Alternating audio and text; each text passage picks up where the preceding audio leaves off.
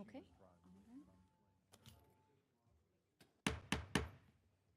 At this time, I call the regular city council meeting at order at 6:02 p.m. for February the 21st of 2023. And with us tonight, we have Grady Simpson, District 3 Council Member, Stephanie Holm Thomas, Deputy Mayor Pro Tem, District 4 Council Member, will be joining us at a later time today and is on her way to the meeting. And then we also have Andrea Reese, District 5 Council Member, and Mayor Rick Carmona is excused from tonight's meeting due to a previous engagement. And then for invocation tonight, we have Reverend John Lowry from First Baptist Church, so we'll ask him to join us at the podium, and then we will also ask everybody to remain standing and join us for the pledge afterwards. May we pray together. Our Father, we come with grateful hearts tonight for another beautiful day that you've given us, for a wonderful community in which we live, and the blessing of being a part of a people who seek peace and love among each other, seek to be good neighbors. God, we do pray for our nation today. We ask God just for your blessing once again to fall upon America. Father, I recognize and am thankful, Lord, for the evidence of revival that seems to be taking root in this land, particularly among young college students. And God, my heart tonight cries out for you to send revival to this city. We ask, God, that you would stir the hearts of your people in Terrell, draw us together with our eyes fixed upon you. And God, give us a passion to see your light shine in this dark, dark land, to feel your presence and power, Father, among every congregation of faith in this city. I thank you, Lord, for our leaders. I thank you for these who serve so well. And I ask for your blessings upon them. I ask, God, for wisdom to guide them. And Lord, I pray that you would stir in them a heart to see your will and to see your glory shine in our city. And God, I thank you again for what you are doing around us. And Lord, I pray in the powerful name of Jesus tonight that you would stir that work among us. Lord, we do love you. We thank you. I pray for your blessing upon the proceedings tonight. Again, that your will would be done in this council room. And more importantly, that your will be done in our city, in our state, and in our nation. We give you the glory and the praise for all that you've done and all that you're doing. And I do pray this in the name of Jesus our Lord. Amen. Amen.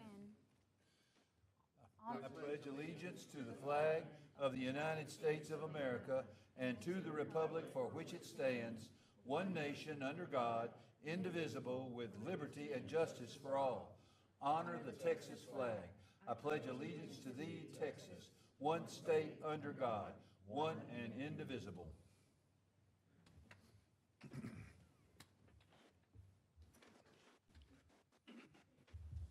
And Reverend, you're welcome to join us for the rest of the meeting, and we also understand if you decide to step out early.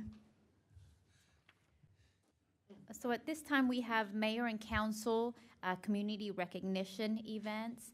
I do want to take a moment to recognize the Kiwanis Club and the K-Kids Club, who have hosted and are still open until 7 p.m. today for Pancake Day. We have various community members that are part of Kiwanis, and then various kids from the, I'm going to say elementary or at least junior high, who also help serve pancakes. And we have various businesses and community members as well who have supported that activity. Always fun to hear and see all the faces in at at Rockwall and Bryn Church. And if Andrew, you have anything else to add regarding Kiwanis and what the funds go to? No, we ended up getting additional help from the cheer team too, which was just wonderful. Those kids were amazing today. They made the Kiwanians work much lighter, and it was such a pleasure getting to interact with them. So it's really been a fun day. Awesome. Well, thank you. And does anybody else have any additional recognitions? If you'll allow me, I'll first say thank you to Pastor Lowry again. There's a lot of work that goes on in this city by our pastors, and I really appreciate everybody coming out here. And you know, we've had this tradition for a while of bringing a pastor to do the prayer time and invocation for us, and I just think everybody ought to realize that we take it seriously and appreciate you being here. So thank you very much for that. And my next comment is that we should recognize the mayor. He was down at a Texas State Senate hearing today. The subject of the hearing was the Finance Committee, and it is the budget considerations for the next biennium. And of course, people have had a lot of conversations about funding down in Austin that needs to be made available for our state hospital. The state hospital has many facilities that are using every day facilities that are 70, 80 years old. And that's a really difficult situation to have our state hospital in. The draft budget has a very meaningful dollar amount. I think the estimate, or the number right now, is $696 million are in the state budget to build a brand new state hospital on the hospital grounds. And we're really encouraging everybody in our city to rally around our elected officials down in Austin as they continue to try to make sure that that money stays in the budget. It was a good hearing today. Good remarks by the mayor down in Austin today. Very important for us to have that presence down in Austin. And so I just wanted to let everybody know that was going on right now. Well, hearing no other recognitions, we'll move on to hear remarks from visitors. And Dawn, our city secretary, we don't have any remarks from visitors. Okay. Well, we will move on to adoption of the minutes. Do I hear a motion regarding the adoption of the minutes? Motion to accept the minutes from the council meeting on February 14th. Heard a motion from Andrea Reese and a second from Grady Simpson. All in favor say aye. Aye. You vote too, man. Aye. And any opposition say nay. Okay. Well, motion carries. Then we also have the discussion and consider of zoning board of adjustment and appointments under board and commissions. Our secretary, Dawn Stow, will lead this item, and if we can hold questions until Dawn presents the item. A motion to delay this item. Want to postpone? Postpone. Wanna go ahead and postpone? Okay. I heard a motion from Andrea Reese to postpone 7.1. Do I hear a second? Second. Okay. All in favor say aye. Aye. Aye. Aye. Okay. All opposed say nay. Motion carries to postpone item 7.1. Now, for discussion items, our first item is 8.1, discuss change order number 1 for North Blanche Sewer Project, and this item falls under the Director of well, not the Director of... City engineer. That's fine. Our city engineer, and if we can, once again, hold questions until Chris Knapp finishes. Well, thank you, Mayor Pro Tem, Council, and City Manager. I don't think I have very many questions. I come to you bringing you credit, bringing back money. I'm not one of the ones out yet looking for money, but this was over concerning a project, North Blanche Sewer Project, XIT. They came under budget on the project of $61,099.12. So, as a requirement under the CDBG grant, we have to make a formality to approve this credit. That's what's being applied on this project. So this is up for discussion, and bring it back next time for final consent. always great when you have a credit, and as you said, Chris, not having to approve additional funds. So being conservative and then having a credit to the city. Does anybody have any questions or comments for Chris? And then, so for this item, we'll have it come back next week, you said? Yes. For vote. Thank you, Chris.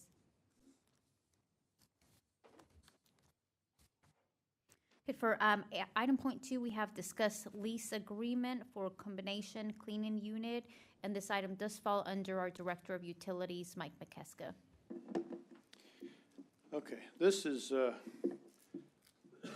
first of all, I want to talk about the situation we're at equipment-wise, and kind of what led us here. We have we call a vac trailer, which is it's an excavation unit. It can be allowed. It is a vacuum unit. It's a big shop vac that unfortunately is over 15 years old. It is in need of repair more than it's operational, okay? We obtained a quote to, if you fully restore this, what does it cost? And we had a quote for $38,000. And we don't believe that's worth spending $38,000 on that unit, and so forth at this point. Subsequently, we also have one of our jet trucks that has been, I'll say, underperforming. We have gone back and forth with, for repairs and manufacturers and finding different things. And just the pressure operationally, it doesn't have the power that the field guys are looking for, okay? It's just, and that's the bad news part. But we have a proposal here that Kinlock has a program that they have partnered with other people. And they came to us and said, we can offer a trade-in on the jet truck, and we can provide a lease purchase option opportunity, okay, an agreement for a combination cleaning unit. So what that means is you have a unit that has the jet truck and the vac portion all on one truck, okay? You pull up to a manhole and you want to clean a main, or you can pull out the debris, you do it all right there on one unit, okay? You can use this for hydro excavation. You can, in areas of tight construction, you have fiber optics and gas mains all in the area and you need to excavate. You have a jet hose, you break up the ground, you vac this out. So what we've looked at this and discussed it and really believe this is a good way to go. So on page 23, it's kind of our situation. Page 23 of the agenda, what I've tried to outline for as best I understand how this program operates and works to get from the left side of the page, we don't have a vac unit, a combination unit. How do we get to the right side of the page that we have this unit on hand? Okay, that's the question. So there are different companies involved. In the middle, you have the Santex. They manufacture this unit, okay? It's the Vactor Impact unit, okay? That is the combination cleaning unit. And so Santex is a company down in Houston area, and they have this unit and they say it's for sale. Kinlock has been working with Santex regarding lease purchase options and how could we do this, and they offer a maintenance program. So Kinlock is involved in regards to the maintenance program of it. And so that's what they were proposing to us, which is really truly of benefit. And then on the bottom you have Republic First National. So Santex isn't giving this truck away. Santex is in the business of selling. So what the lease purchase option is Republic First National will finance the purchase of this. It comes to a lease agreement with us because we're not locked into buying it. Okay, This is a little complicated, but we're not locked into buying it. So the contractual portion with the trade-in is that we can lease this truck for a little over $3,000 a month. It's $3,086 a month for the lease portion. And what that covers is if there needs to be repairs, they take care of it. And they is Kinlock, okay? And if, and they also offer a rental unit to cover it. So for about $3,000 a month, it covers the repairs, it covers the lease of a unit. If you go out and try to lease one of these trucks, short term, and we've tried, we've looked at it, it was over $10,000 a month to lease. So, similar to going into the lease side of what we've done when Glenn Caldwell on the equipment side, we've done that for trucks, we've done that for dump trucks, and looked at that. So this is a similar type program. And so what we believe is for $3,086 a month, and to cover the repairs that may come up and the preventive maintenance and to cover rental, we think that's a good deal. Now, at the end of 5 years, there is if we choose to purchase the unit, well, then there's a balloon payment of $170,000 roughly. Because this equipment is almost, it's about $350,000. And so the city's not locked into that, okay? At the end of 5 years, if we want to pursue a different lease agreement, we can.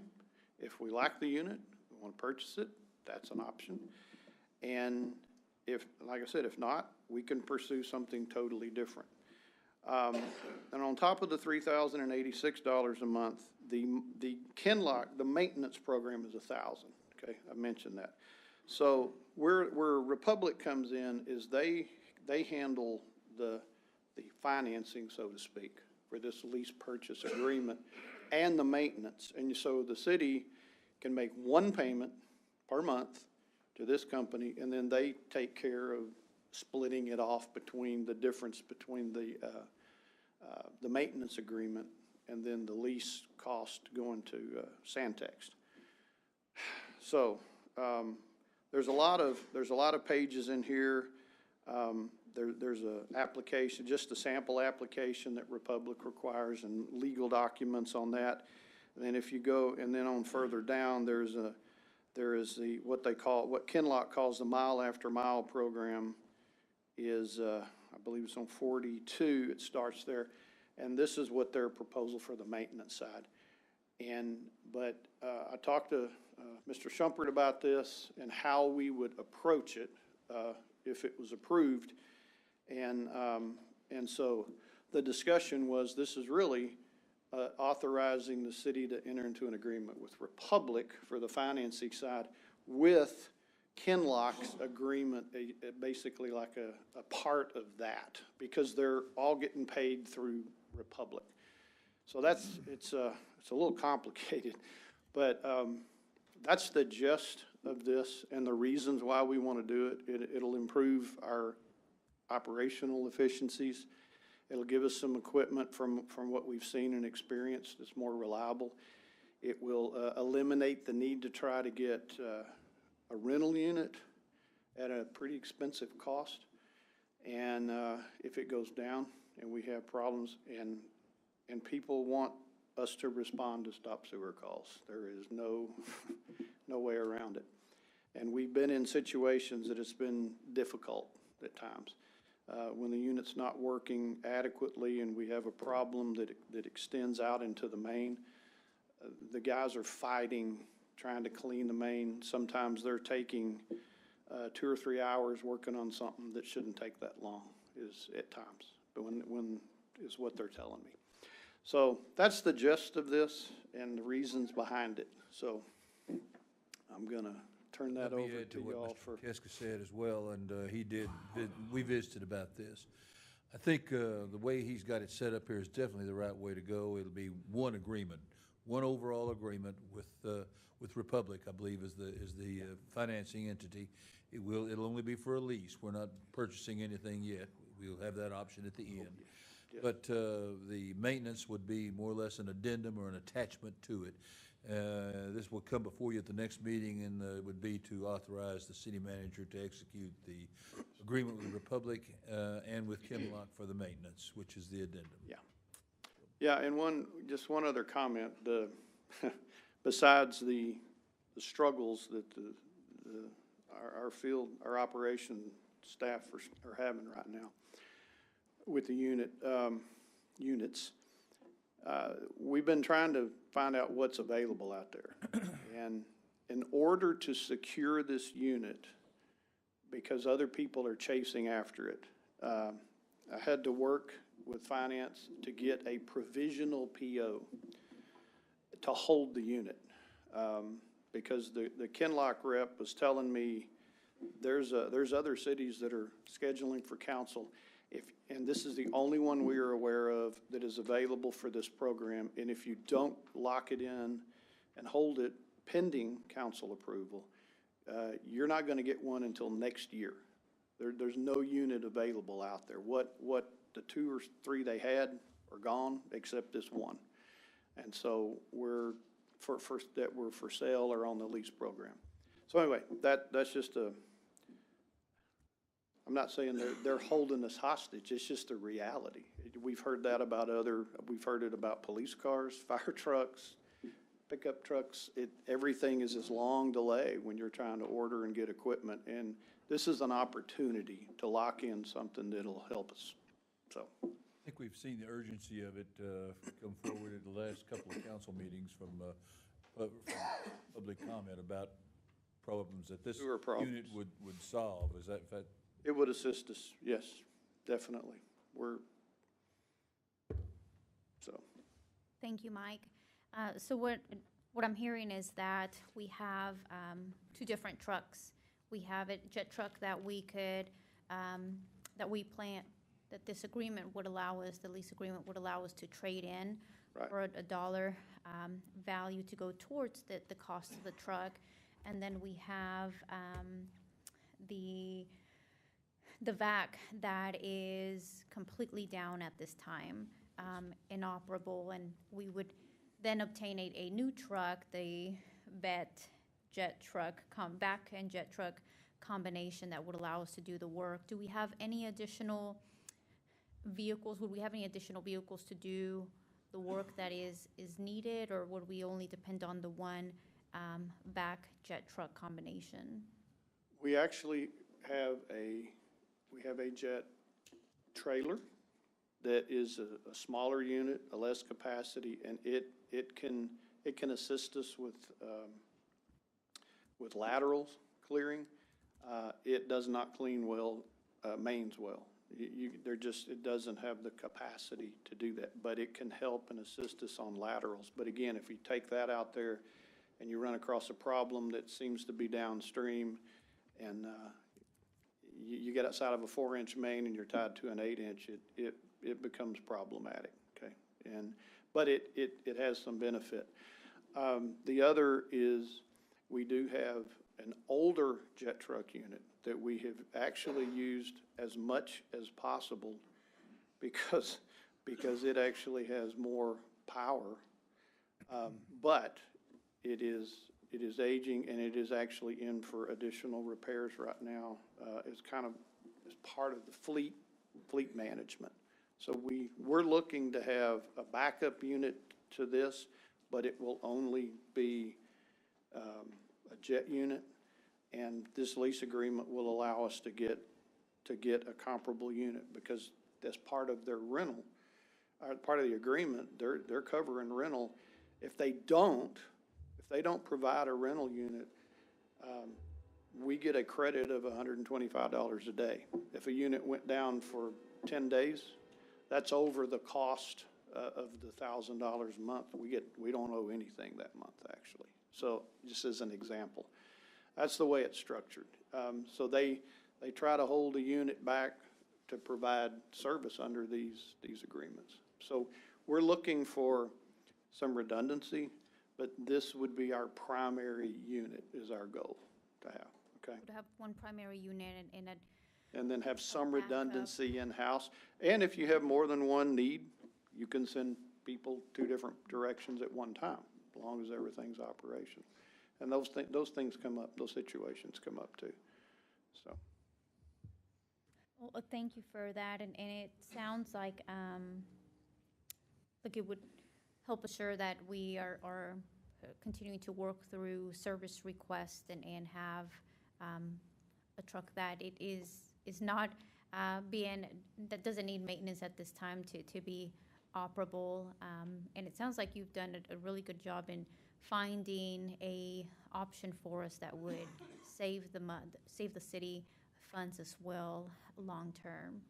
We think so, yes, yes. The repairs are expensive, and the rental is expensive. So we think this is a good option, a good way to go. Good. And it sounds like if this is the same item, sounds like this would also not require a CDL driver license that would allow additional staff members to be able to utilize this Yes, truck. that's a good point. What Ken Locke said is the gross vehicle weight rating is less than required for a CDL on this unit, which will help us operationally, because the laws on CDLs have changed, the training requirements and testing. Ever since COVID, it's been very difficult to get tests scheduled. There's been a number of challenges. So yes, it's a good point. Well, at this time, it sounds like a good deal where we're able to save money long-term and where we have additional, and where we would have additional staff members that are be able to utilize the truck and get those service requests cleared, because that we have had, a recent need and continue to have them throughout the year, and we want to be providing good customer service as much as we Yes, can. ma'am. So And thank you for your work. And If I might, Dane? Dane Clark is with Kenlock, and he's been chasing us down with opportunities here, and he and another gentleman, Dan Federico, have been very helpful. If you happen to have any other questions, or if you have anything you'd like to add about the program. I have a couple Please do of so. questions. We talked about that we would get a trade-in. Do we have any kind of a just general estimation of what kind What of a that is? trade-in value would be? It's 87,000 plus, yes. Okay. And would that only be applied, how would that be applied? Just to the balloon note or to the actual lease payments? No, ma'am. It is taken however you so choose. The balloon payment at the end is just that.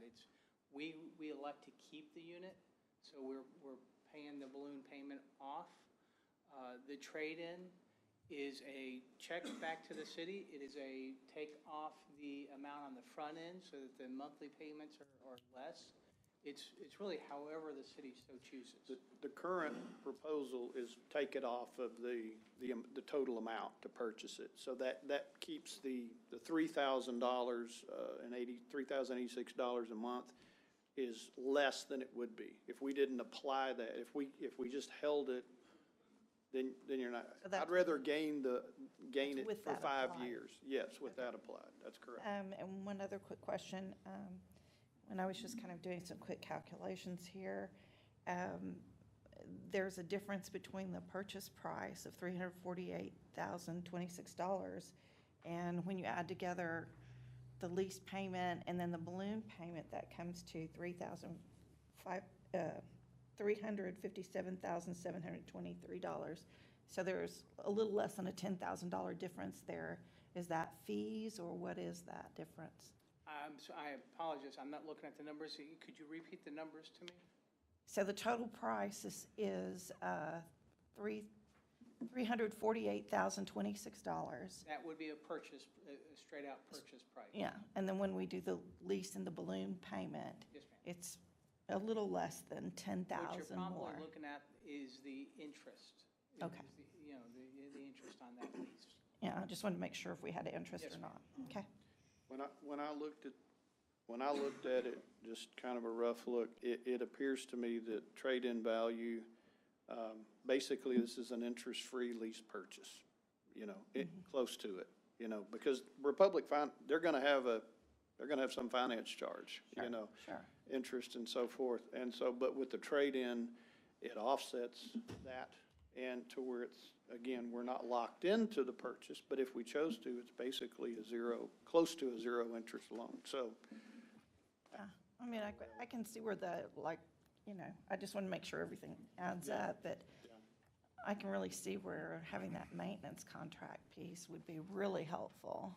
And it's more than a maintenance contract. The Mile After Mile program is truly, all the city is responsible for that 5-year period is a driver and gas. And that's it. If the windshield wipers are bad, it's our responsibility to replace those windshield wipers. So it is a true, total maintenance servicing agreement. $1,000 a month, no matter what it is $1,000 a month for repairs. That's correct. Yes. That's correct. And on top of that, it includes, I mean, that unit, if you were to, let's say that you weren't under the Mile After Mile program and that unit were to go down and you needed a unit for replacement, that is about somewhere between a $4,500 and $6,500 unit to rent per month. I mean, so, you know, so that covers any rental. As we know, vehicles come out and the chassis themselves sometimes need warranty issues or, you know, things of that nature, and that's all on us. So it doesn't matter if it's a chassis issue or if it's the equipment itself on top of that chassis. We are covering all bases on that. I have an additional question. When would we anticipate pending council approval to receive the truck? I actually have the truck in Arlington right now. I could have brought it tonight. I can bring it, let's see, next Tuesday is potentially the vote up or down. I could bring it Wednesday morning. But now, I do want to say this, that we just happened to be able to get that truck because another city had purchased it, and then they decided that they wanted to order their own truck. Right now, after that truck, we don't get another one of those in stock until January 2024. And after that, once that one is spoken for, it's third quarter 2024 before we get another one. So these things are, it's just like every other car lot, you know, they're just not available. So staff will have it on the agenda for your action on Tuesday night. Tuesday, and we'll have the truck here you see how probably you on scared us? Wednesday. See how you scared us? None available. Well, So, my biggest thing was, you know, when y'all chose to do something, I didn't want to go then, oh yeah, that was back then. So every time the next one got taken, I was like, hey, Mike, I apologize for letting you know this, but this one's gone now. The next one is X date. Because the last thing, I always want my customers to be pleasantly surprised, and that's what I want here. Well, we appreciate your time and your effort to join us at tonight's council meeting. Yes, ma'am. Thank you for having me. Of course. Thank you both. We'll move on to item 8.3, which is discuss design services for sidewalk infrastructure improvements for Westmore Avenue and South Virginia Street. And our city engineer, Chris Knapp, will present this item, and we'll ask that we hold questions until he's done presenting. All righty. Mayor Pro Tem, Council, and City Manager, I come to you this time with a different side of the coin. I'm looking to spend money. And this is to discuss the services for Sidewalk. As I come on board with the City of Terrell, I became somewhat of the Sidewalk coordinator or guru, but back in 2021, the City of Terrell received funds from the TDC on sidewalks. Dawn, if you would go to 56. I'm going to briefly talk about it, and then I'm going to let Mike Burns from KSA talk a little bit more about the task agreement that we're going to formulate into. This project here is looking at adding sidewalks from Brookshires Drive on the north side of Moore Avenue all the way back to Bradshaw. So there'll be a sidewalk added in that area. One more page. And then the last part of the sidewalk is a small section of sidewalk on Virginia. It'd be on the east side between Grove and Rochester. So there'll be a sidewalk added to that. Come before you today with, these funds were funded in 2021, total project of around $1.4 million. And tonight, KSA is looking at discussing tonight for design services for this sidewalk along Moore Avenue in Virginia. And you see in your packet on page 53 that the total is not to exceed $178,000. So I'll let Mike speak a little bit concerning the task agreement. Mayor Pro Tem, City Council, City Manager, Mike Burns, KSA Engineers. As you can see, the task order is presented before you for design services, for surveying and design services to design and help construction of these sidewalks along Moore Avenue and South Virginia Street.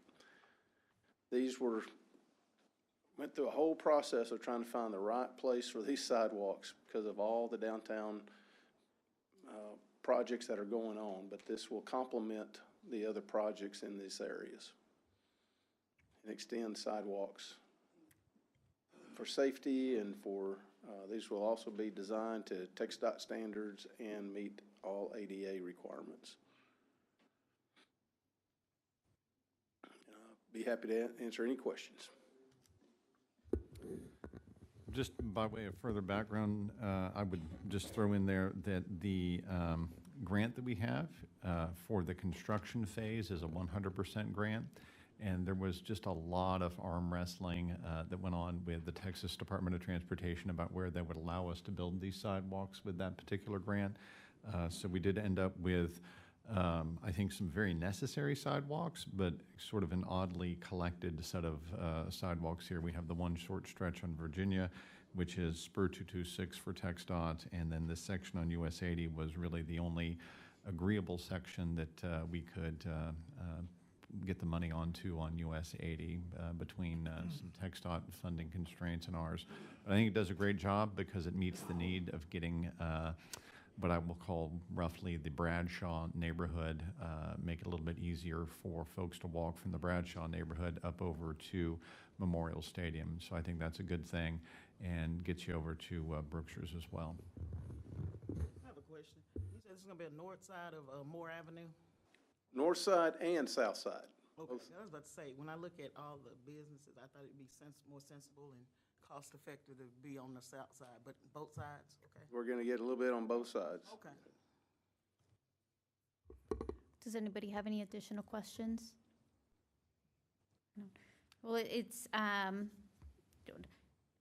both of you indicated, this is a funding that was received in 2021, I believe, to help with sidewalks. And I don't think any of us could argue here that there's not a need for additional sidewalks throughout the entire city of Terrell. And Mike indicated that there was some arm wrestling. You know, we'll continue to, my ask of the city will be to continue to arm wrestle and search for grants, additional grants to add sidewalks and improve sidewalks throughout the city of Terrell. You know, we'll take what we can today for sidewalks along Moore Avenue and on South Virginia as well. I don't have any additional questions. Appreciate both Mike Burns and Chris for bringing this item, and I'm anticipating we'll have this item back for next week. Yes, ma'am. Yes. Okay. And for house maintenance, we do have our council member Stephanie Holm Thomas, Mayor Deputy Pro Tem, that has joined us for the council meeting as well. And item 8.4, discuss update on mural and parking lot project on the corner of Moore and Virginia. This falls under our downtown project coordinator, Raylan Smith, and I'll ask that we hold our questions until she's done speaking. Good evening, Mayor Pro Tem, City Council members. I'm here to just kind of give you a little bit of a briefing of a few projects we have going on downtown. The first item that we're going to discuss is the mural and parking lot projects that are occurring at the corner of Moore and Virginia. What you have here in front of you is the exhibit, which includes a parking lot and how the proposed parking lot and items associated with the quiet zone, how that would actually end up going forward whenever we finish our diagnostic testing for quiet zones. This also kind of feeds into the final outlay of what South Alley would be also. So if we can go to the next slide, one of the major, we can go, sorry. One of the exciting parts about getting that parking lot ready is that the Paddock Board has commissioned Cedric Huckabee for the mural of the civil rights attorney Fred Gray, which would be there on the side of the Houston Smith building. And so a lot of this is in preparation for having that space available to him, to the artist, starting on July 10th. So that's going to kind of feed into the next item, unless there's questions. They're all kind of combined at the moment, unless you have specific questions regarding the parking lot or mural project.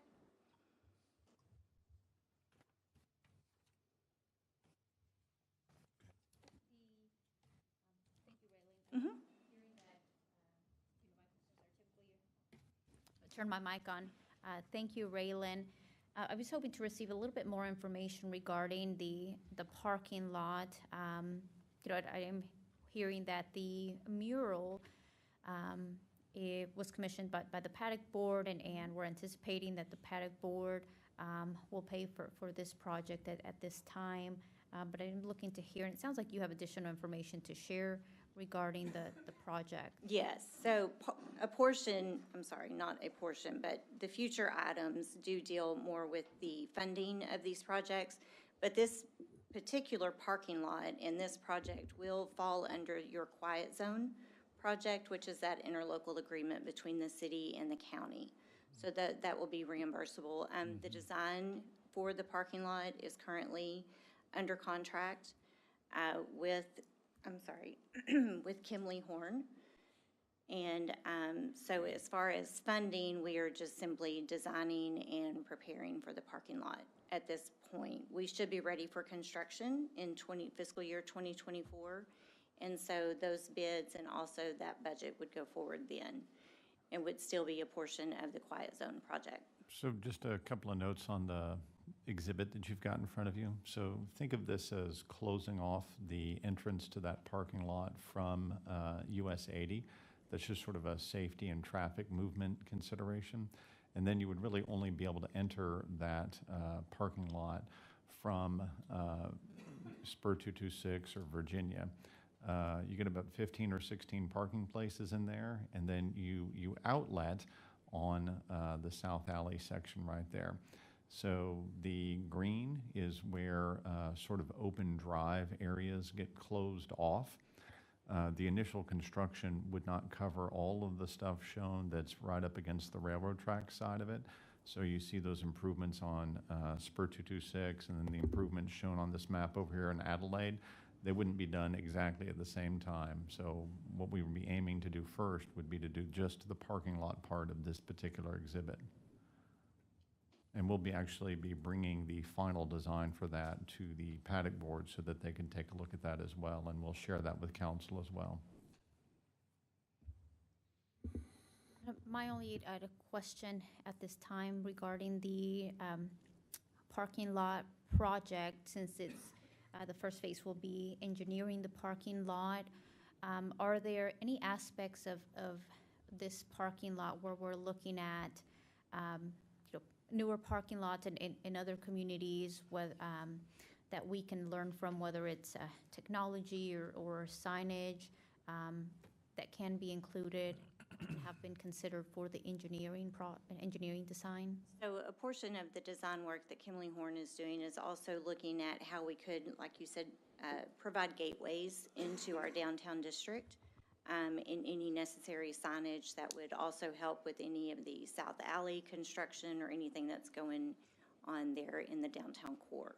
So they are looking at designs as well as signage throughout the area. Thank you. Do you have any additional questions from council? Thank you, Raylan. She's got 8.5 as well. So item 8.5, discuss upcoming construction-related requests for qualifications, and this also falls under our downtown project coordinator, Raylan Smith. So what I'm going to speak to you a little bit this evening about is a couple of RFQs, which are requests for qualifications, and requests for proposals that would just help.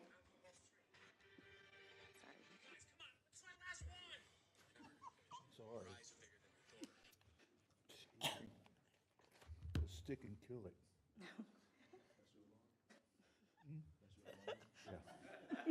Unfortunately, go ahead. Mayor, I'm going to suggest we all take a Sorry, deep Raylan. breath for a moment and We're good. let it out. It's all right. There we go.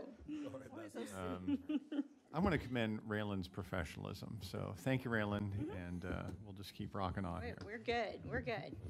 So back to what I was saying, we've got a couple of requests for qualifications and a couple of requests for proposals, which will actually help move some of these projects ahead.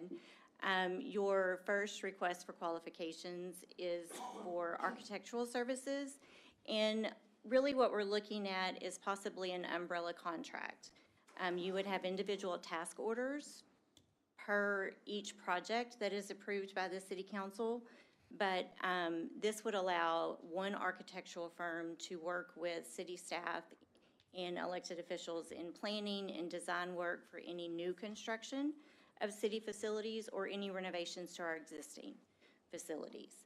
So this, the benefit would be to have the one single firm that really gets to understand the programming and the master design needs of all city facilities. So this would just be the first RFQ that staff is recommending.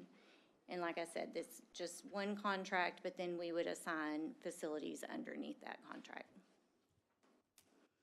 The next slide is an RFQ for professional services, and this is actually, we're recommending a construction manager agent. You know that there are quite a few varieties in state law as far as the construction delivery methods that City Council can move forward with. After researching each of these methods, we're recommending a construction manager agent.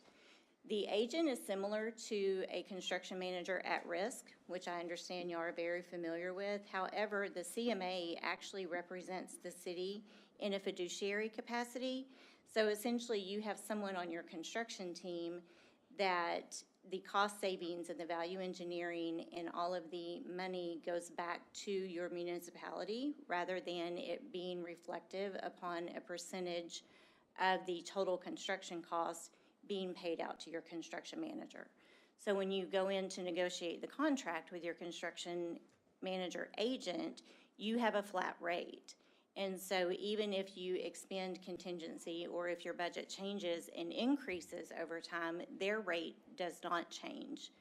And to that same extent, all contingency, all monies saved through value engineering is returned to the municipality. There is no guaranteed maximum price because it's all based on the public bids that are open. And so everything, the city has complete control over change orders and approvals from the initial contract that's approved. So that's just a little history. It's a great transparency piece for municipalities. All of the bidding is done directly with the city. And so you also hold all of the contracts with your subcontractors. Your CMAs are not allowed to bid any portion of your construction project. So they are making no additional money off of anyone else's contract as well. So just with the little bit of research, and we also met with legal in regards to the different delivery methods, and so this is the one that we would recommend for future city facilities or renovations as well. The next one is a request for proposals, and so what we are actually doing is we would like to release this RFP for the demolition of 2 parcels, which is at 220 East Moore and also 215 East Moore. We've listed an alternate, which is 402 South Virginia. These negotiation closing is in progress, and so this would just be for budgetary information. This fiscal year, your TERS, pay-as-you-go, budget funds do cover the demolition projects within the downtown area. So your alternate bid, depending on funding and also timing of that particular facility, would negate whether it was this fiscal year or next. And coupled with that is the next RFP. So obviously there at 220 East Moore, we would have underground tank removal. And also we have an alternate for 402 South Virginia for the underground tank removal. So your demolition RFP will get everything down, including concrete. It'll include fine grading, and then we would come back at a later date and do the underground tank removal for schedule purposes. And again, this would be funded through the TERS, pay-as-you-go budget.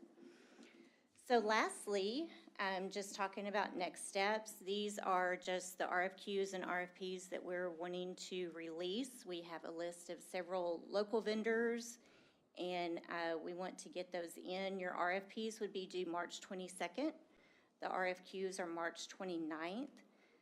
What we are looking at is putting together a staff committee. We would evaluate those responses and make recommendations to City Council. If the committee assumed that these were good numbers and a good avenue for the City Council, we would not look at coming to y'all until April for recommendations. Do you have any questions about the individual request? Thank you, Raylan. Mm-hmm.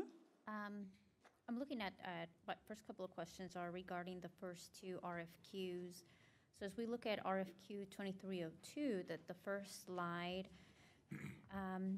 for new construction and renovation of city-owned facilities specifically, I'd like to hear examples of what upcoming projects we would look to address with the services of this RFQ. Any department needs that you might have here at City Hall. If you needed to renovate departments or offices within City Hall, I know that all departments are expanding, and as we look for additional needs for our departments, if you had departments that moved to other locations, or in the future when you look at building a new City Hall or new administration building. So this would cover any reconstruction or renovation of any of your existing facilities or any needs that come up within that time frame of the contract. And then also we would plan for any new facilities. So it could be that this architectural engineering firm could handle whether it's a one room in one facility or an entire facility as needed, and we're not looking to hire in a firm for very specific projects at this time, but to essentially hold on retainer for as-needed projects. Yes, yes. And so the true benefit to that is to have like designs in what you do. And so the RFQ is specifically written looking for those, who have experience in historic buildings, or how can you merge new and historic, because we know that we've got the downtown. We have, several aging buildings plus new, and so we're looking for expertise in a firm that would be able to do both of those. Thank you for that. Well, actually, before I move on from these 2 RFQs, is there a specific time frame that we're looking to contract that we're stating in these RFQs to have No, there is no pending construction project at this time. We just know that with the projects that are happening, that one of our next steps could be, if it happens to be the museum downtown or any renovations for city offices, that these are services that we're going to need to have contracts for.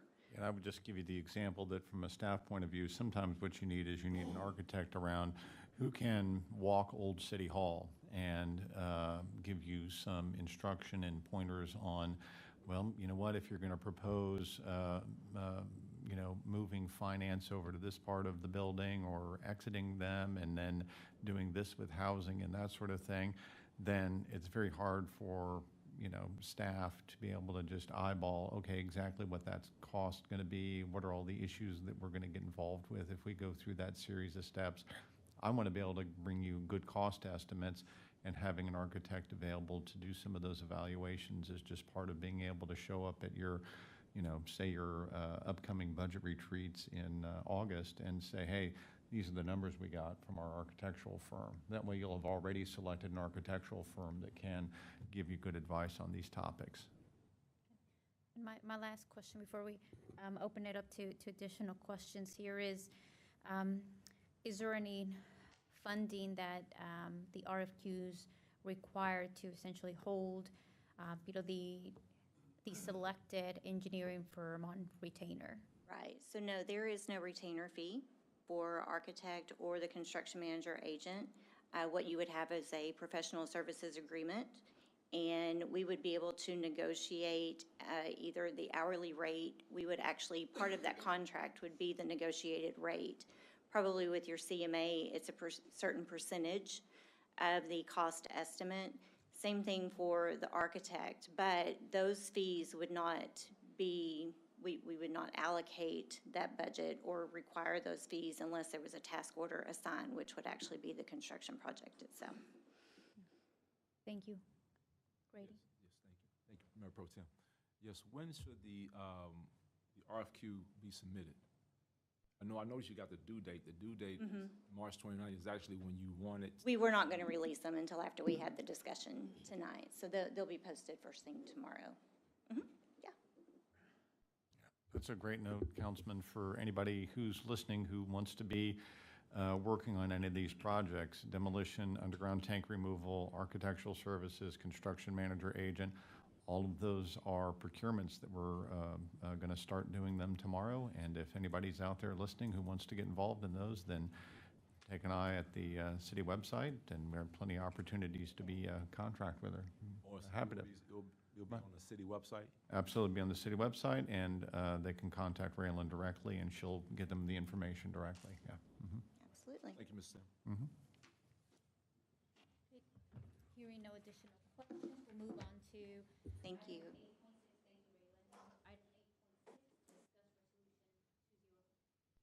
Turn my mic on here.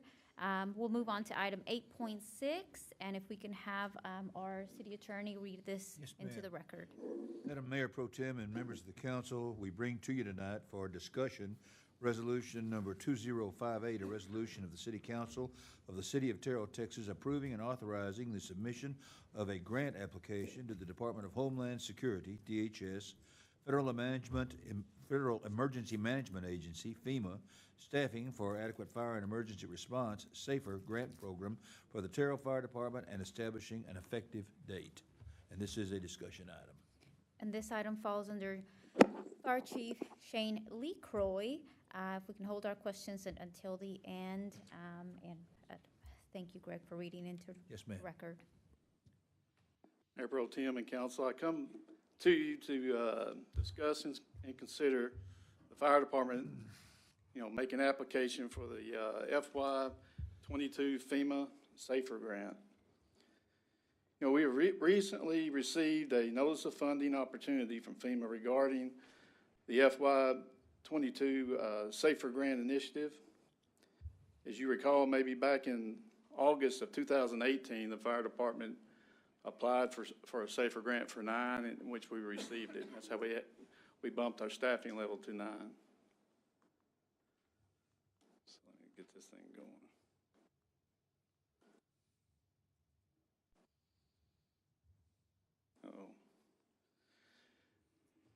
The Staffing for Adequate Fire and Emergency Response, that's what's known as SAFER grant, is one of 3 grant programs that constitute the Department of Homeland Security and the Federal Emergency Management Agency, FEMA, focus on enhancing the safety of the public and firefighters with respect to fire and fire-related hazards. The SAFER grant provides direct funding to the fire department to increase the number of firefighters to help communities meet minimum industry standards, attain 24-hour staffing to provide adequate fire protection for fire and fire-related hazards, and to fulfill traditional missions of the fire department.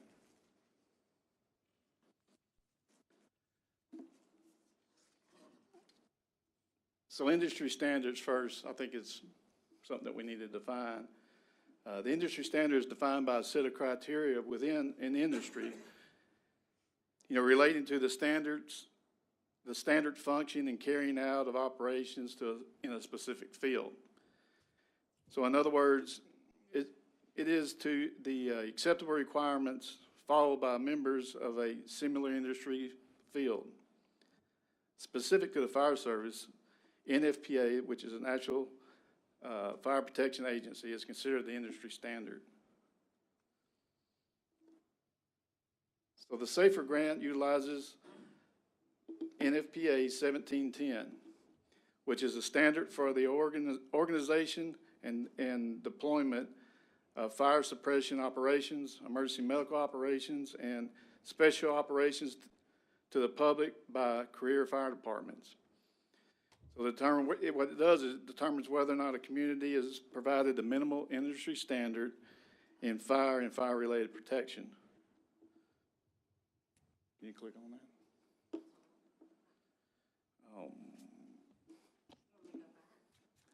Yeah, that should play.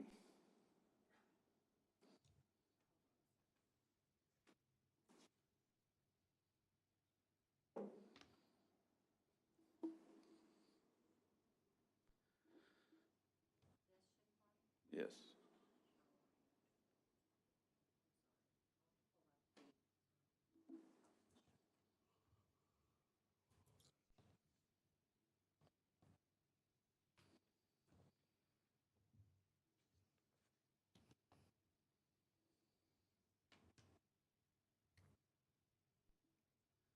So what we're going to try to get to play is, it goes over 1710, it does a real good job, and it was built and designed for people in your position in the council. There we go.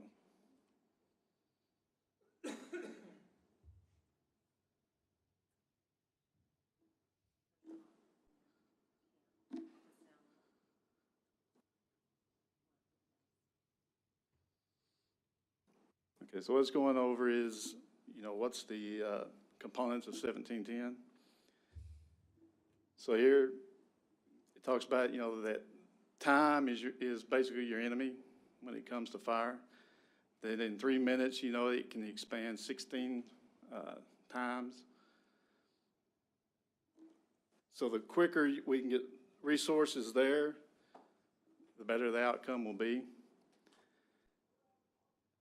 So with NFPA 1710, it looked at analysis of how many firefighters does it take to fight like a residential structure fire, and then fires of different sizes. You might have to speed up, stay up with me.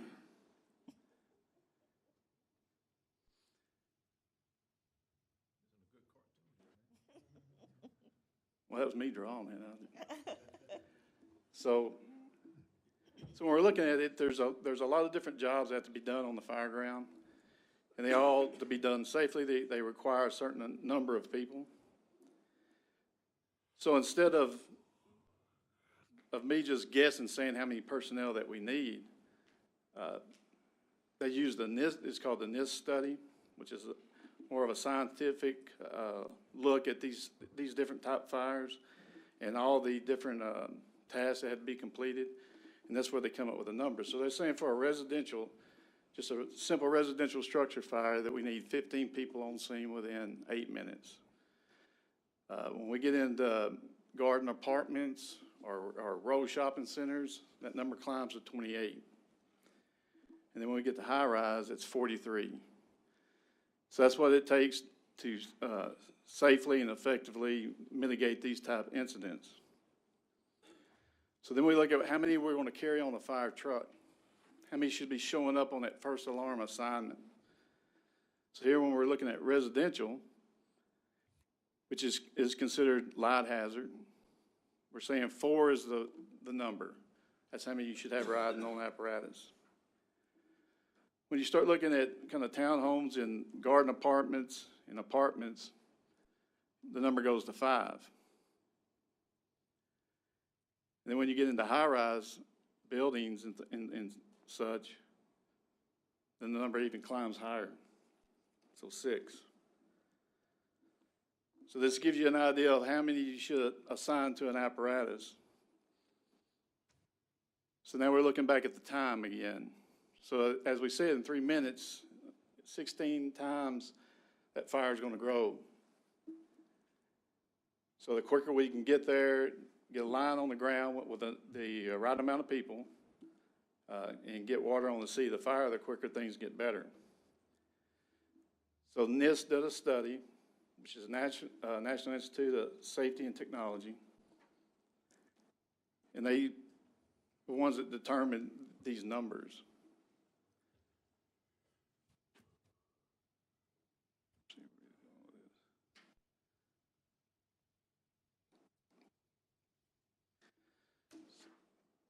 So again, what they're saying is these are kind of the industry standards of what everybody's trying to meet on these type of hazards. 4 minutes is our goal to try to get there, and that's travel time. That's from when we roll out of the station till we get to the scene. Sometimes you may hear it as 5 minutes, and when it's 5 minutes, it's total turnout time. They're talking about from the time the call comes in to the time we get there. So there's a minute the standard is a minute to get out of the fire station. So let me go to the next one. Now we're working. So the fire department's comparison to NFPA 1710 standard. I did that utilizing our 2022 annual fire incident run data. These times that we're going to present here, they're averages. So the initial arriving unit, the travel time, according to 1710, is arriving on scene within 4 minutes or less. That's the first engine, initial engine. Right now, our average in 2022 for that first arriving engine was 5 minutes and 52 seconds. Back in 2018, when we were looking at this, or when we applied for SAFER, our number was 5 minutes and 38 seconds. So you can see the numbers the time's going up. It's not because the guys are driving slower. So the initial arriving unit, the staffing level, remember we were talking about the 4 personnel.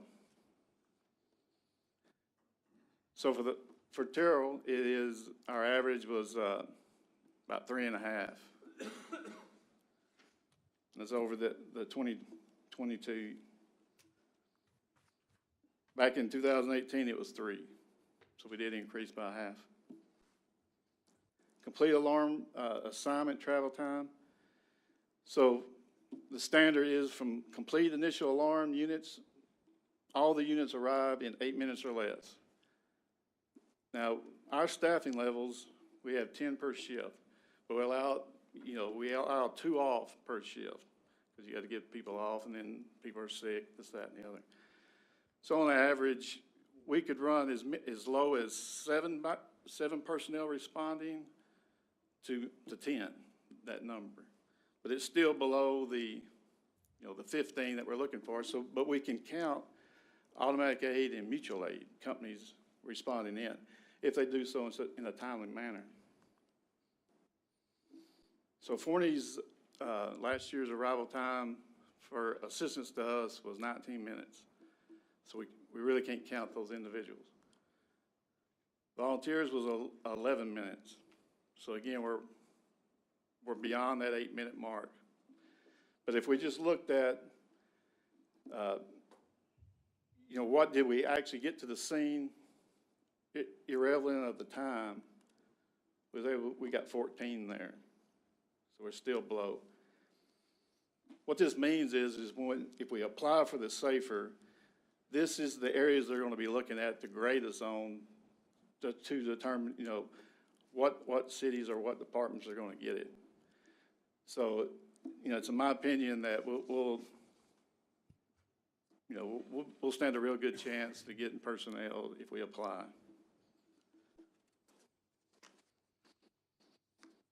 So the funding. So this year, there's no cost sharing or match or position cost limit for the FY 2022 SAFER grant. Now, I spoke that in 2018 we applied for it, and we was awarded and did receive it, but it wasn't a no-cost share.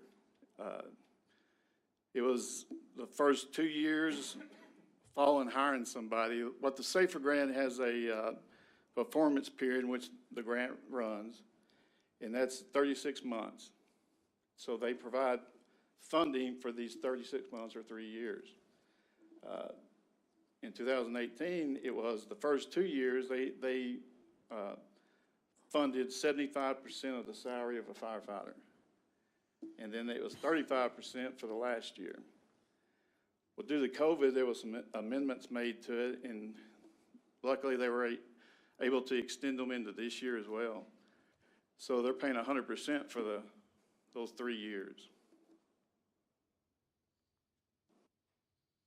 So that's all the salaries, associated benefits, so the actual payroll expenses for the position are funded under the SAFER program and are eligible for reimbursement.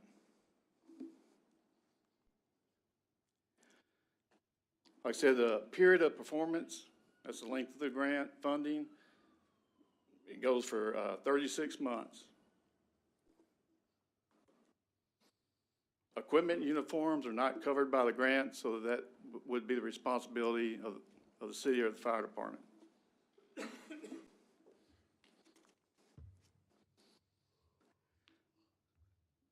So some important dates. So we just received, as I said, the notice of funding opportunity. We received it last week, so February the 13th. And the deadline is March the 17th. So it's not a very big window of opportunity, to get your application in. Luckily, there's a lot of things that are requirements that you have to get done ahead of time that we've already have gotten done, so that helps us on this. So the anticipated funding selection date, so it'd be no later than September the 30th, 2023. The anticipated award date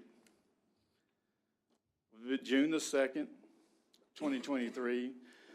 But then it's going to continue thereafter until all the 2022 program grant awards are issued. But it will go no later than September the 30th, 2023.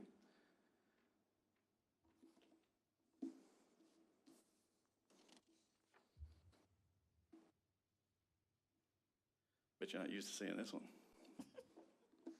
So this is a timeline that y'all have seen several times, but I think it's better if we bring them in just point by point so that everybody's on the same page and everybody understands what we're talking about. So right now we're currently, working on several activities pertaining to Fire Station number 3, finalizing and acquiring the land for that station, working to get a contract for an architectural firm, going out for RFQ for project construction manager, and preparing all overall cost estimate of the Fire Station 3 build.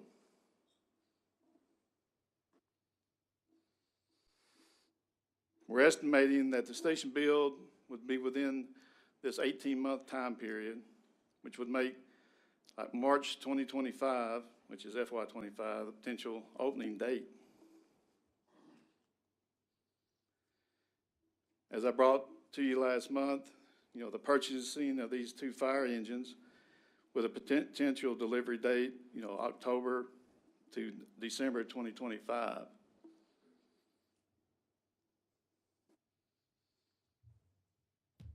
So if approved by council to go forward with the application process, and hopefully the awarding of,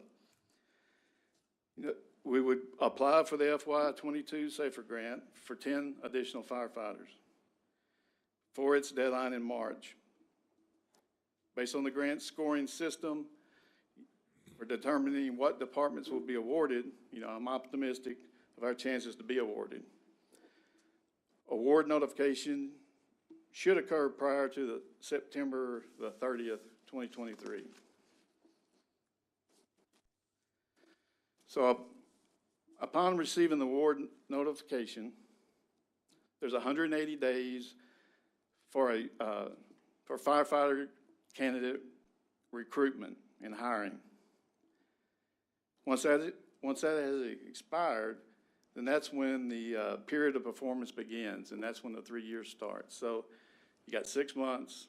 They allow you time to try to hire in, and then the period of performance starts. We're referring to our last, or using it as a reference, our last SAFER grant hiring, when we hired 9. It may take an additional 13 months, which would be 19 months in all, to be able to get the 10. So I just wanted to show it. You see where it hits kind of on our timeline, and where that Station 3, the completion of it would kind of fall.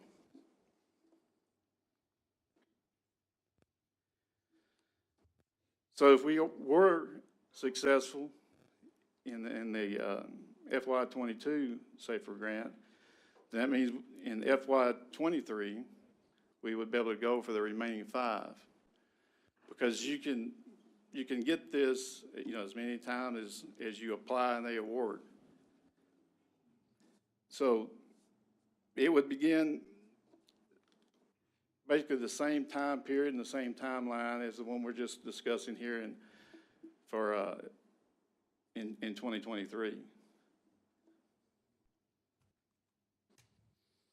But within this time period, if we move in this direction, I want to be able to go ahead and promote individuals that would be needed for that fire station number 3, so that we have time to go through that process, but then also to have them ready for when if you look down at the bottom where, our 2 apparatus hit here, I already have officers and drivers trained and ready to put that apparatus in service. So this is what the recruitment and the period of performance would look like. So for the 5 additional, we still get the 6 months. However, you can see that's going to push out a little bit using the same time period that we used to hire 9, so that could shove us out just a little bit.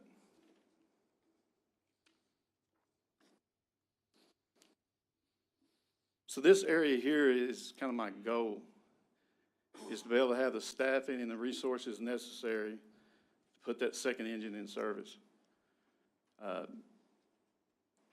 As we start out, it won't be in service all the time, say in October and November, until we start getting personnel in.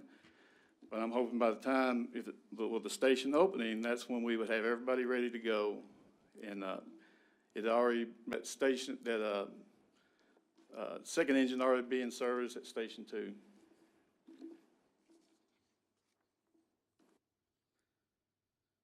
Now the fun stuff. How about them Cowboys? All righty. So we're going to look at the kind of our estimate of the funding part for each one of the FY years. So to start with, in this year in FY '23, We need to look at the architecture, schematic and design development phase, which will be around 600,000. This is for Station 3. And then the construction manager and agent design and value, engineering, that's about 250,000. And then the loose equipment for the 2 fire trucks, which has already been approved, and we're going through that process now of buying all that. So FY '24. So if we're successful and we're awarded these 10 firefighters, then we have the responsibility of for their PPE and their uniforms and things like that. So that number runs around 100,000. It'll also be the architect construction phase. There's like 5 phases. This is like phase 3 or 4. And so that's 375,000. Your construction manager, agent, construction bidding, around 500,000. And then the 6-month construction cost for the station would be 6.5.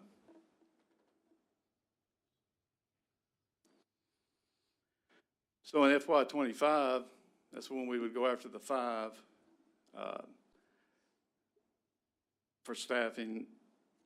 Their equipment to run about 50,000, which is half of what we did for 10.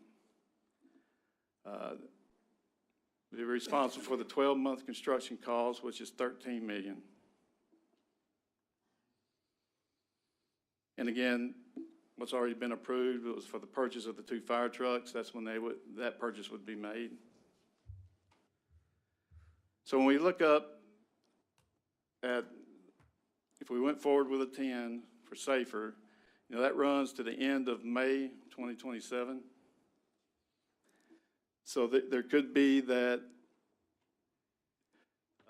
depending on where we're at when the awards happen, how far we are in completing that FY year. But just say that we got 4 months left, the funding would stop with SAFER on May 2027, and those additional 4 months we'd be responsible for, which would be around 400,000 for those guys. After that, we're looking at it's about a $1.2 million increase for salaries for those firefighters moving forward. So for the 5, that period of performance would end on May of 2028. So again, we might have those 4 months of finishing out their salaries for the year, which is about 200,000, and then it's going to be an additional 596,909.50 for every year after that for those additional firefighters.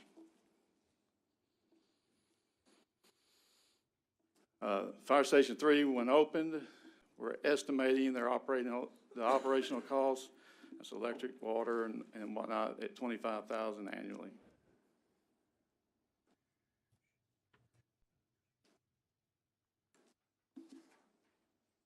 So our recommendation is council to approve a resolution approving and authorizing, the submission of a grant application to the Department of Homeland Security, which is Federal Emergency Management Agency staffing for adequate fire and emergency response grant program for the Terrell Fire Department. I'll read the questions. Chief, thank you for your very detailed presentation. Just when I thought I couldn't learn any additional PowerPoint presentation skills, you have certainly had introduced some new ones with the schedule there, so I may be reaching to you out afterwards. But all jokes aside, you have really provided a vast amount of detail regarding your ask for the approval from council for additional firefighters for the proposed fire station. And had I refreshed my online agenda, I would have found this presentation in there earlier and might have some questions for you tonight. This is a lot to continue to unpack and can be a price sticker shock for many. So I certainly would encourage, we'll have some questions here, and as council continues to have additional questions, I would certainly encourage all of you and myself to continue to ask you questions, and our city manager and staff as well. So with that, any questions that we have from council for Chief LeCroy? One question I want to ask, in terms of volunteer firefighters, maybe this is just pulling a rabbit out of the hat. Has there ever been a thought to maybe recruit them as a firefighter and put them? Will the Safer grant cover them, even though they're volunteer firefighters? Well, they would have to come in within the paid side of the department because we're Chapter 143, and so they'd be hired in under civil service. So the Civil service rules would be in effect. They don't apply to the volunteers. Now, you brought up a good point in that, there's NFPA 1710 and there's NFPA 1720. 1710 is for paid departments. 1720 is the standard for volunteer departments.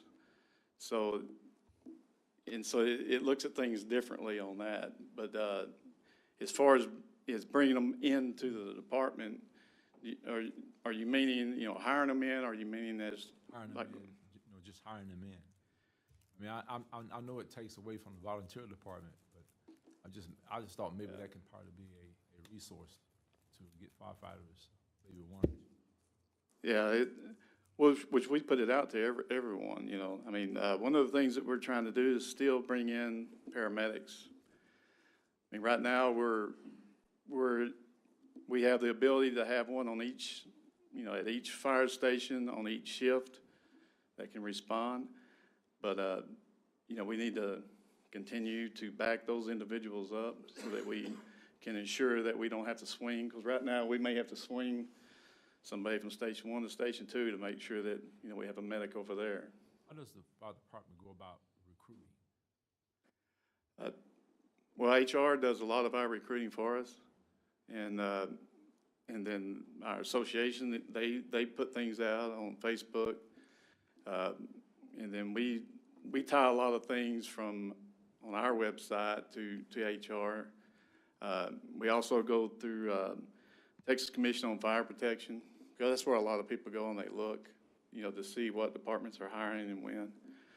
And so we can get on that list. We've done that every time. So there's, then the word of mouth is pretty big as far as the guys going out and speaking with people. One of the things we just had, our fire marshal that was in Kilgore, he's in police school, but fire school is going on as well. And currently we're trying to, we're 4 short. We got 2 that we're fixing to hire. We'll have to go back out to hire go back out to test again to try to get the remaining 2. But, he was able to solicit over there in that area, so we got some applicants from there as well. I just think if you're going to recruit firefighters, it has to be more than just about saying you can be a firefighter. What is it like to be a firefighter for Terrell? Well, just like yeah. What is it like to be a Terrell Tiger, right? Yeah.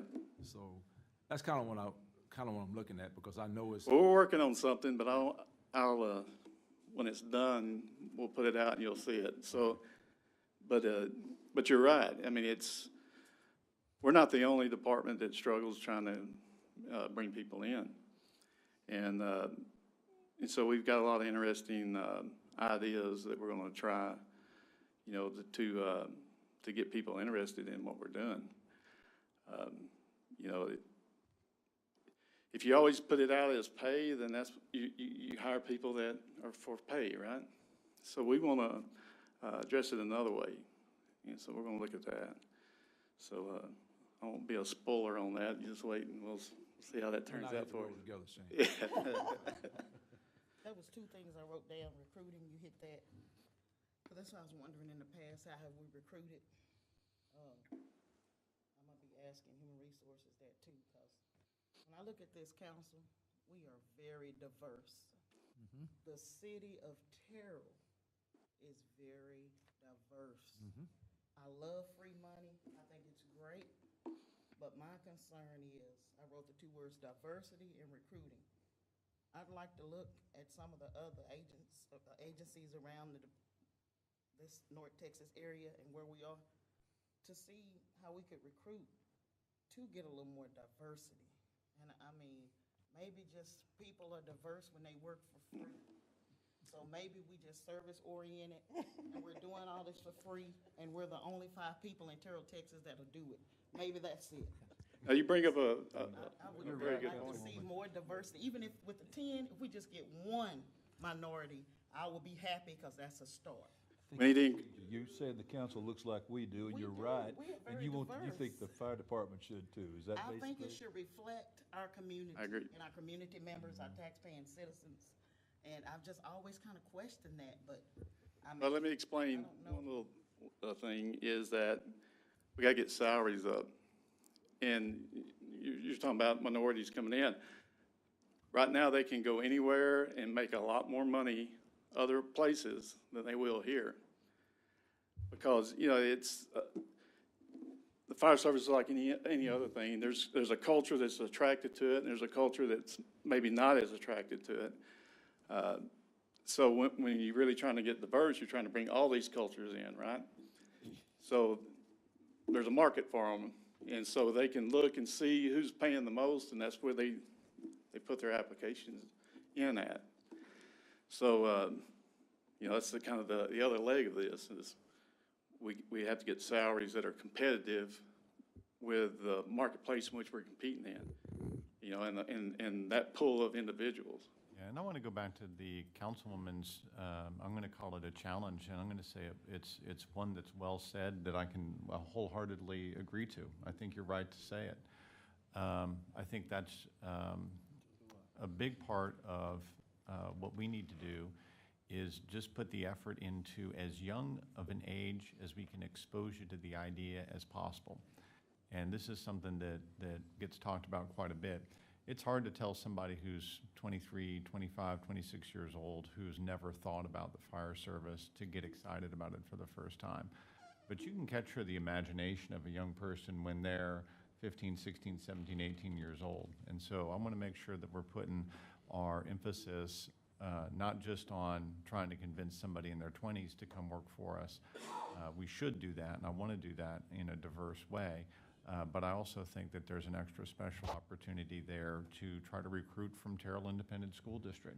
And we've had that discussion with Terrell ISD before, and they can help us create a pathway where somebody can get interested in the fire service in high school and then get some credit hours at Trinity Valley Community College and then have that opportunity to come work here. I'd like to see a lot of Terrell High School graduates working for us, and I would tell you that alone, that right there, that's diversity. So I think it's a great challenge, and I think we'll put our a full discussion into it You know, as we we go actually through the next couple of months. Spoke with Trinity Valley about this and high school as well. Again, that's why we're at, you know, on that strategic plan that we talked about, there's a drill field, because that's the common denominator that they need in order to put these type certification courses on. So that would get us where we need to be with them to build those programs out. And I'll add to that, you know, in the challenge of diversification in the workforce, whether you're of a different ethnic background or maybe a different ability, or maybe we have some, just different abilities as well that could look to becoming a firefighter in the future. And you know, Chief, we've talked in the past, and you have mentioned, you know, for those that have a question about, well, why are we looking to get a training facility, and could that help build the pipeline? And to Mike's point about how young can we get them started in coming, becoming aware of the not only our fire, but police and other city departments, and I challenge not only our police chief, but our staff and city manager to see what best practices, what programs other cities in the U.S. have utilized, whether it's starting on a small scale or continuing the efforts that we have to bring awareness of the different types of municipal jobs that are out there, to programs that maybe in a future budget could be brought forward for funding to help increase that awareness and build that pipeline. Chief, great presentation. My final question for you is, should we expect you back next week? Yes. Thank you.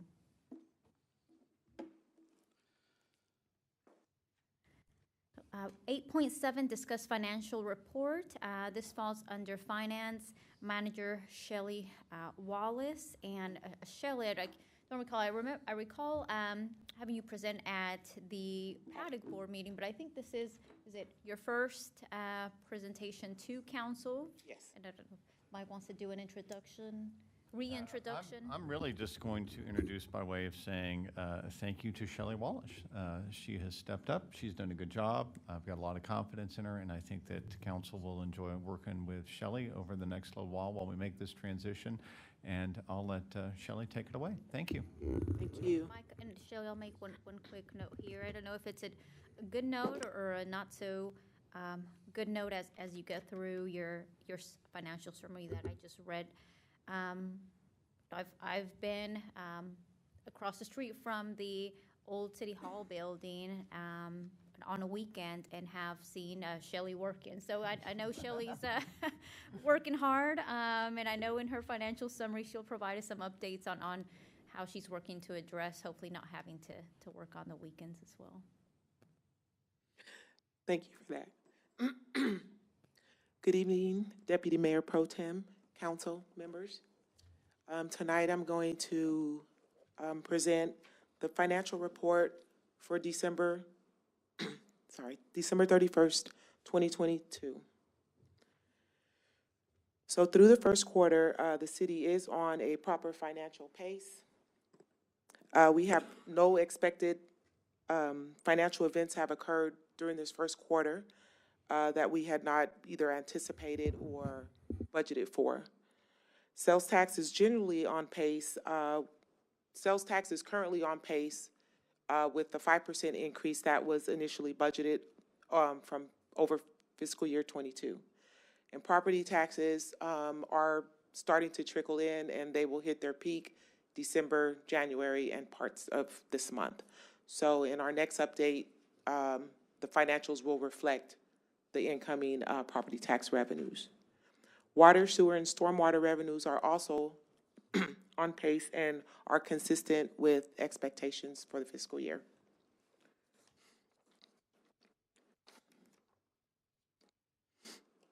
We recently had a ratings upgrade that became effective February 17th.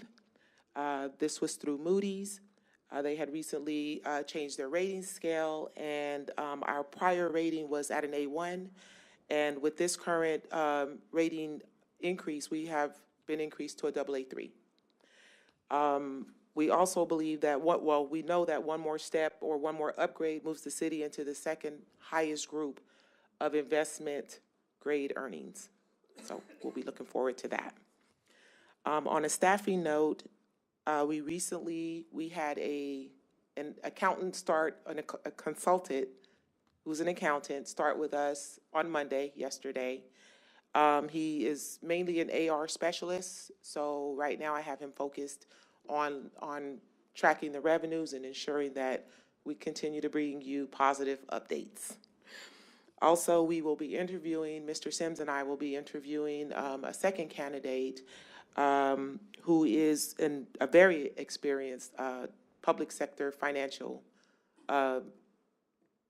career public sector financial staff person.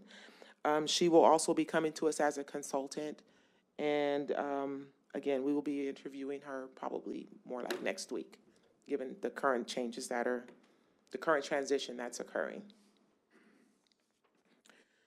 So with that being said, I'll present the general fund, the general fund financial statement for December 22nd. As you can see, the year-to-date budget numbers are consistent with what we have brought in actually. So we are 20% received in revenues, although we are 25% into the fiscal year. However, I'm pretty sure you're going to see increased revenues due to the incoming property tax revenues. As far as expenditures, given we are 25% of the year, we are through 25% of the fiscal year, expenditures are consistent with where we are in the year at 24%.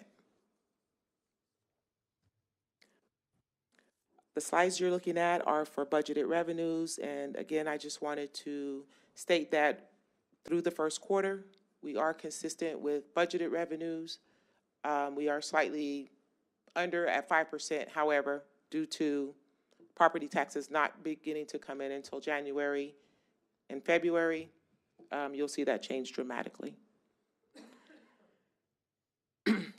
Also, on the second slide, we have a general fund revenue breakdown. And of course, we have our city sales tax, our property taxes, franchise fees make up the bulk of our incoming revenues for the year.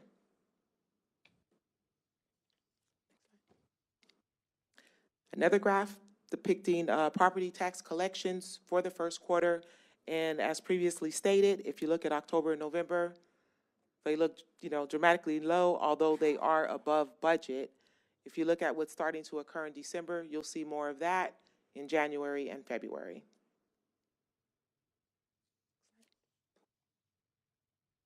Sales tax revenues. So I had discussed that there was a 5% increase that was built into the prior year budget. We are currently exceeding in December prior year sales tax revenues. It's about $50K, about $50,000 over last year's increase. I believe at the time of the preparation of the December financials, I think inflation was approximately 6.3%. So I think that if you were to remove inflation, we would probably look very consistent with what we did last year.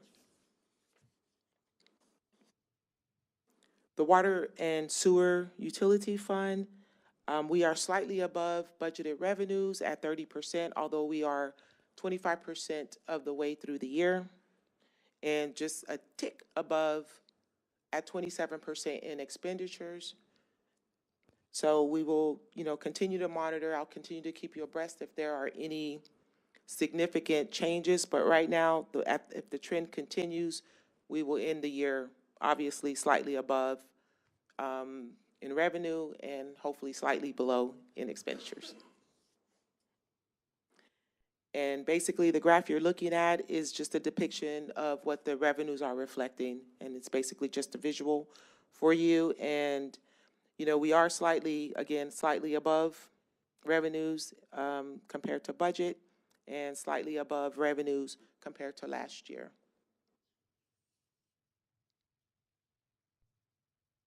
The same holds true for the sewer revenue as well. Your next slide is the Utility Capital Reserve Fund. And we are consistent in total revenues with where we are in the fiscal year. We're looking really great in expenditures. However, there are more projects to be, initiated and worked through. And again, when we come back with the next month's numbers, I will have updated expenditures for you as well, or any comments related to any projects that have initiated in that period. The Stormwater Utility Fund, the same holds true. We are just a tick below revenues as we are 25% of the way through the year. However, we are extremely under in expenditures at 8%. However, in the Stormwater Utility Fund, there are projects that have yet to begin or we have not received invoices for expenditures that have been incurred for projects that have already started in that fund. The vehicle replacement fund, we mainly the main source of revenues coming into that fund are due to transfers in from other funds and or departments, mainly the general fund. The budget is not, we have some things to repair on this report in terms of expenditures. I will report to you a more accurate picture of what those expenditures look like. If you need something for December prior, I'll be happy to provide you an updated slide for that upon your request. The IT fund, we are slightly under collected in revenues. However, you know, the IT fund is another department that is funded by the transfers into that department from other funds. So with that being said, as we progress through the year, you'll see those numbers trend closer and closer to what was budgeted. We are above expenditures for this time of year, nearly 15%. And those also will tend to flatten out as we go through the year. So oftentimes what happens is when annual subscriptions are renewed, you take a hit rather than it being spread out over the fiscal year. So you'll see a rise, and you'll see a plateau, and you'll even see a dip depending on what quarter of the fiscal year we're in. The Capital Improvement Fund, again, revenues are on track, on par for where we are in the quarter. We are also under in expenditures due to, again, projects budgeted but have not yet either initiated or we have not received the invoices for projects that are in progress.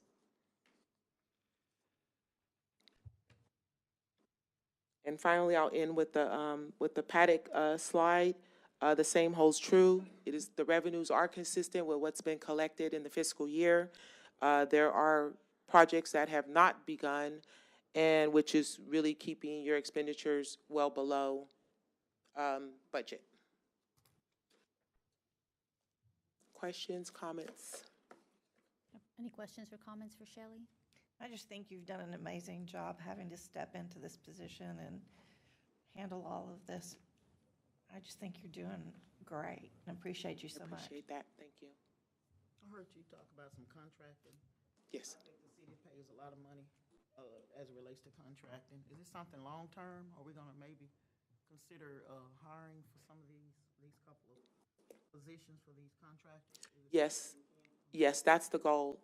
Right now, so with the transition, with Jay leaving, when Jay was here, we have 5 funded positions. There were 3 of us. So with Jay gone, Mr. Sims and I have prioritized staffing to really get in and stabilize. So I have like an AR, SME, subject matter expert, and the lady we're getting ready to interview, like I said, is highly experienced. So, I mean, it would be great if they want to transition over, I think. So right now, Mr. Nasser, who's our consultant, again, he's on loan to us from the Salary Professionals Division of Robert Half, which is where I came from. So who knows?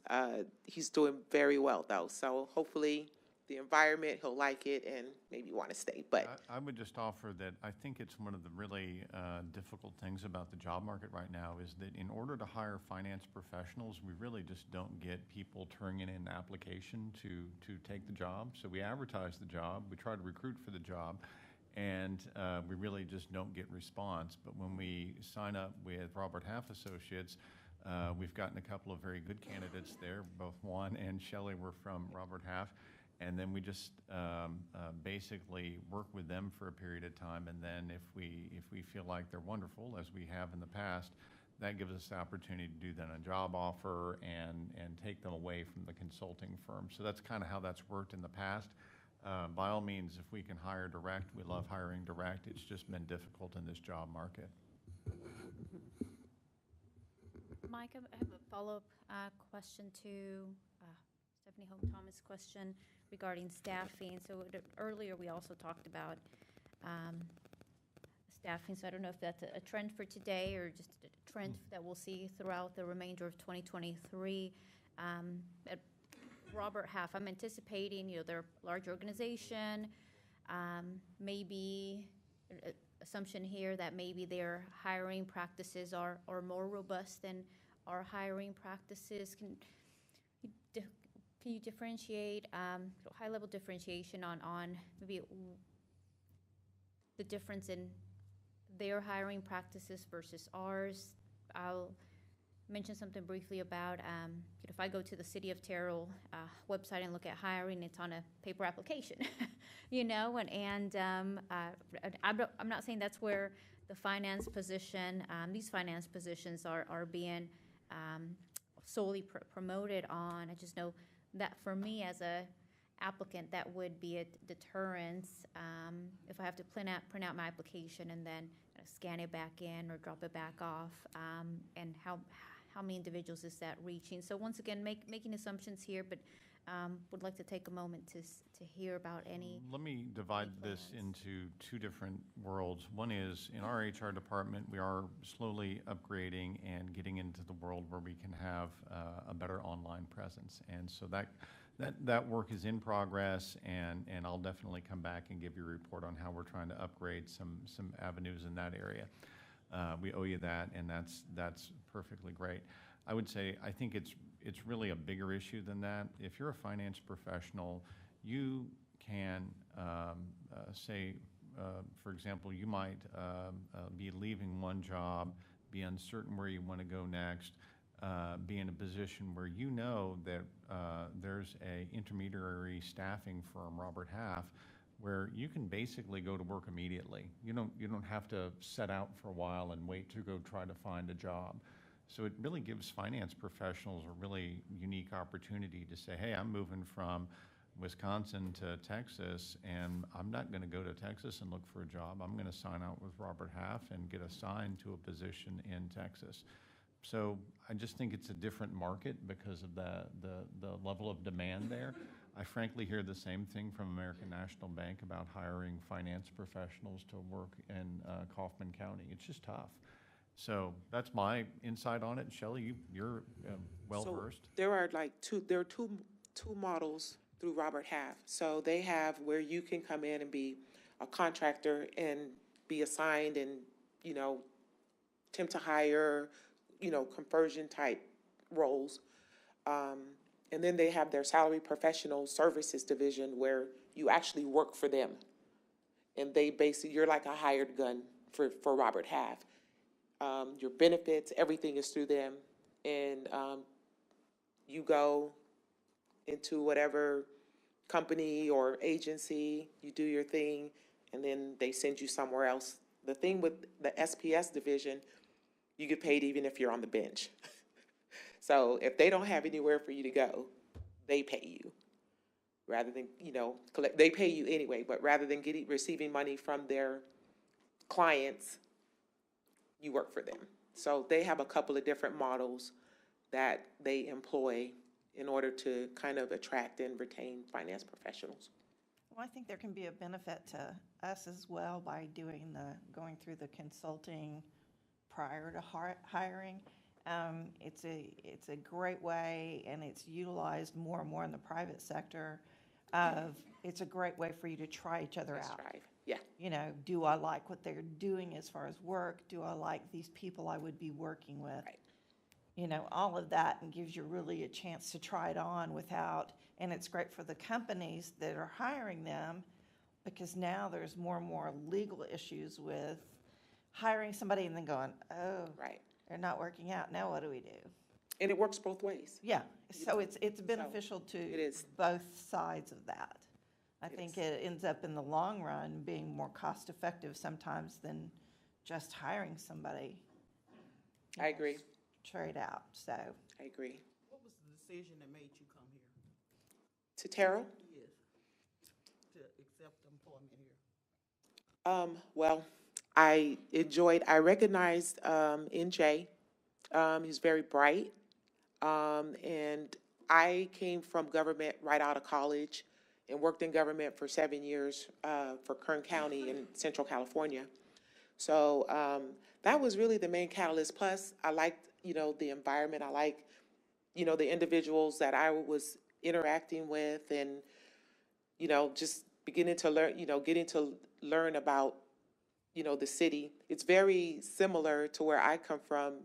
I come from a small town in Central California, from Delano. And when I go, it's just not as big area-wise. It was a little more populous, maybe 25,000, but it's very similar. So sometimes when I go different places in Terrell, it actually does remind me of home. And I think we're here on Tuesday nights because of the service. So I don't want to seem like, this is a public sector. I mean, probably if this was public, we'd be at home watching TV or something. Right. This is service, and I always Right. want to remember that when I make decisions, especially knowing that our community members and the people are here, and we're stewards of their resources, and I want to keep that in mind. It's not my resources, it's the resources for the community members. And so I want to keep that in mind, and maybe you could help us market knowing why you came here. But Absolutely. we appreciate you. That's good to hear. I told Jay the same thing. I think I want you to hear me say this is, I want you to be successful. Thank you. I want the finance department to be successful. As do I. So with that being said, I know it's stressful. I'm a nurse. I know about the shortage of working. So we just need to know that. We need to give you the resources you need to be successful, but we want to make sure that we keep good people. And whatever other people are doing to hire finance people, maybe we need to look into that. But I don't have all the answers, but I think we can get the staffing that we need. And hopefully, it don't have to be a long-term contract for months and months and years. Exactly. We have a lot of services that's contracted. Exactly. And sometimes you just get people to bite the bullet and join our team. It's really a great place to work. And I'm not just, putting that out there, it's really a great place to work. Thank you so much. Thank you. California, I bet. Oh, I bet. Terrell Mary. Well, thank you, Shelley. All right, well, moving on to business items. 9.1, discuss and consider second amendment to utilities installment purchase contract between the City of Terrell and Lawrence Water Supply Corporation. And this item falls under City Manager Mike Sims. So, Mayor and Council, I have an odd bit of good news. We put this item on the agenda thinking that our friends over at the Lawrence Water Supply Corporation would want changes from what Council previously approved in January. So you passed resolution number 2054 in January, and you set out how you wanted the contract to go with our purchase of a part, not all of, but a part of the Lawrence Water Supply Corporation system. We got some intel last week that maybe Lawrence would want us to change some meaningful provisions in that agreement. We ended up having them vote to adopt virtually the exact same language you guys adopted, so we're good. And I get to tell you that because Lawrence voted and approved what you guys approved, we get to pass this item. Thank you, Lawrence Water Supply Corporation. Well, any questions for Mike? Okay, well, hearing none, do I have a motion?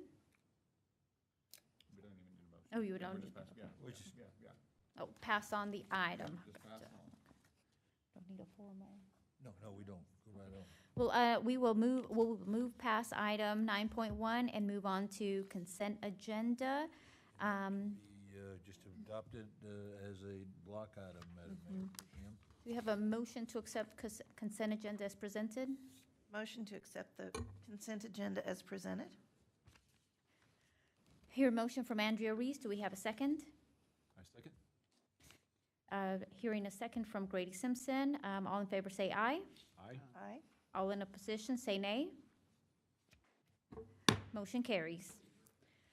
At this time, we will adjourn into executive session in accordance with Section 551 of the Texas Government Code to discuss the following. Section 551087, deliberations regarding economic development negotiations.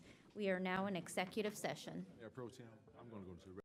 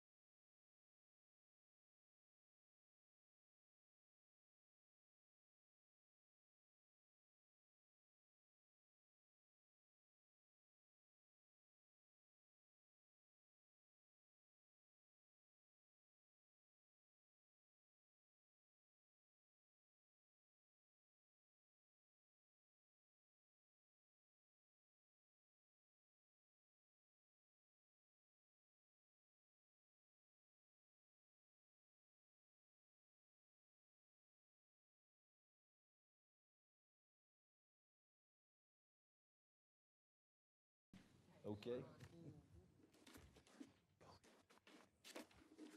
Oh, I should collect, Just about. Yeah, no, I need the whole thing, actually. Thank you very much. Pardon me.